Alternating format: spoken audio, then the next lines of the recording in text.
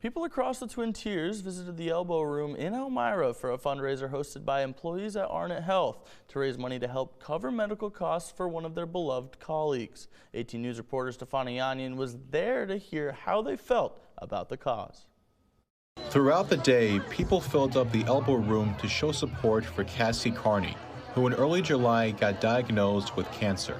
On January 9th, I was diagnosed with lung cancer that metastasized to my brain.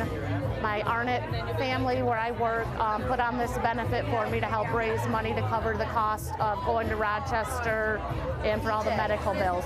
Cassie's a great person. I've known her for probably 10 years. There isn't anybody any more deserving than she is. She has tons of support from Arnott.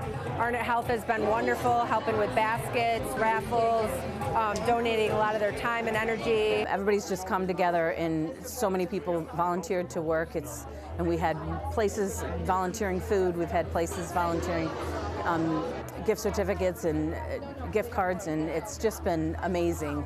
According to Davis, the fundraiser attracted more than 100 people and was able to raise $10,000. I'm just totally amazed at the people that are here. There's people that that we've known over the years. It's a great feeling to have all the support for my daughter and her time of need. A lot of friends and people I haven't seen in a long time showing up just to show their love and support. This just shows how much support I really have, not just from my family, but from my coworkers and everybody at Arnott. Friends, family, and colleagues showed up there for a friend in need. In Elmira, Stefania Yanyan, 18 News.